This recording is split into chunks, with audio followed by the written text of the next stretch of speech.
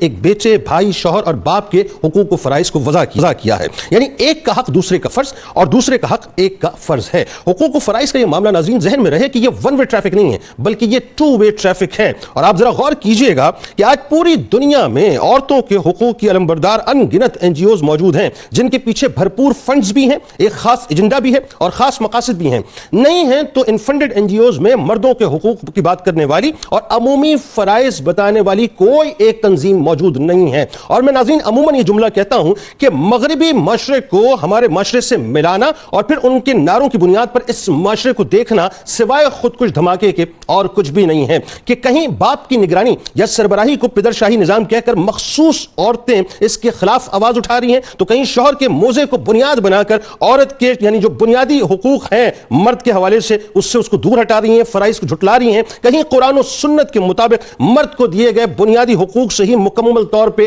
انکار کیا جا رہا ہے۔ ناظرین کرام، اسلام میں مردوں کے حقوق عورتوں کے ذمے ایسے ہی واجب ہیں جیسے عورتوں کے حقوق مردوں کے ذمے واجب ہیں۔ اسی طرح مردوں پر عورتوں کی ذمہ داریوں کا فریضہ ادا کرنا اسی طرح واجب ہے جس طرح عورتوں پر واجب کیا گیا ہے۔ انہی حقوق و فرائض سے ناظرین آج مغرب کا مرد مکمل طور پہ محروم و ماورا ہے اور انہی حقوق و فرائض سے مغرب ہمیں بھی محروم و ماورا کرنا چاہتا ہے، جبکہ یہی حقوق و فرائض آج بھی ہمارے معاشرے کا حسن ہے کہ کاش آج ہم ناظرین بڑا کام کا جملہ ادا کرنے جا رہا ہوں کہ ایک بوڑھے کے لرزتے ہوئے ہاتھوں کے پیچھے قربانیوں کی داستان دیکھ پاتے یا چہرے کی ان جھریوں کے پیچھے گزرے غم کے ان افسانوں کو پڑھ پاتے جو بیک وقت بیٹا بھائی شوہر اور باپ جیسے کئی رشتوں کے سانچوں میں ڈل کر پوری عمر اپنے فرائض کو پورا کرتا رہا، جو اولاد کی آنکھوں میں چند آنسوؤں کے قطروں کو دیکھ کر کیسے اولاد کی خوشیوں کے لیے اپنی خوشیوں کو قربان کرتا رہا، کیسے وہ موزوں کا سوراخ انگوٹھوں سے چھپاتا رہا اور کیسے وہ موچی سے جوتے سلواتا رہا، کہیں کیلے لگواتا رہا مگر اولاد کے لیے نئے جوتے لاتا رہا، بسوں میں لٹکتا رہا، دھوپ میں پھرتا رہا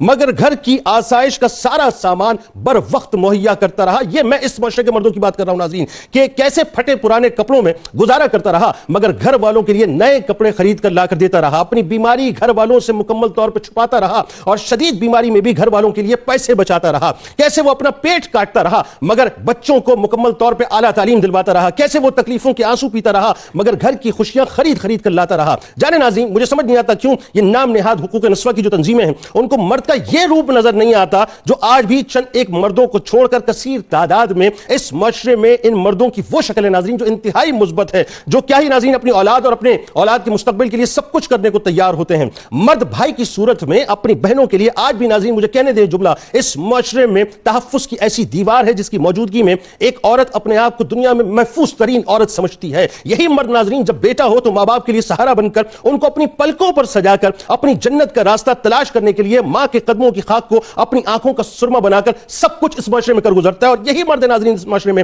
کہ آج بھی اس معاشرے میں وفا کا پیکر بن کر اپنی بیوی کے حقوق کی ادائیگی میں اتنا خوفزدہ رہتا ہے کہ اپنی بیوی کو عزت و حرمت کا نشان سمجھتا ہے، اسی لیے اسے ایک محفوظ قلعے کے طور پہ یعنی یوں سمجھ لیجئے کہ ایک محفوظ قلعے کے اندر ہمیشہ بند کر کے رکھتا ہے۔ یہی وجہ ہے ناظرین کہ مشرقی مرد کو آج اپنی فرائض کی ادائیگی کی وجہ سے اسی لیے دقیانوس کہا جاتا ہے کہ وہ چاہتا ہے کہ اس کے گھر کی عورت پر کسی کی بری نظر نہ پڑے، وہ چاہتا ہے کہ اس کی عورت زمانے کی ہر برائی سے مکمل طور پر محفوظ رہے اور وہ چاہتا ہے کہ اس کی عورت کا زمانے کی گرم ہواؤں سے کوئی پالا نہ پڑے۔ دنیا اسے دقیانوس کہے تو کہے، یقین جانیے ناظرین اپنے حقوق کے معاملے پہ میں جاوے سے جملہ ادا کر رہا ہوں، آپ اپنے بلکہ یوں کیجئے کہ 10 گھر دائیں جانب 10 گھر بائیں جانب 10 گھر آگے اور 10 گھر پیچھے ایک انالیسس کر لیجئے۔ میں دعوے سے جملہ ادا کر رہا ہوں کہ آج بھی پاکستان کا مرد اپنے حقوق کے معاملے میں کمپرومائز کرتا ہے اور اپنے فرائض کی ادائیگی کرتا ہے، الا یہ کہ چند لوگ ہیں جو حقوق بھی بہت ڈیمانڈ کرتے ہیں اور فرائض صحیح طور سے ادا نہیں کرتے۔ لیکن آج بھی ناظرین ذہن میں رکھیے گا ایک جملہ آخر کا کہ اگر کوئی بچہ اپنی نئی بائک لیتا ہے اور اس بائک کے پیچھے یہ لکھواتا ہے کہ یہ سب میری ماں کی دعا ہے تو باپ سوال نہیں کرتا کہ بیٹا قربانیاں میں نے بھی دی ہیں، یہاں پہ بھی آ کے باپ جو ہے کمپرومائز کرتا ہے کہ ٹھیک ہے تیری ماں کی دعا ہے بس تو ترقی کر اور تو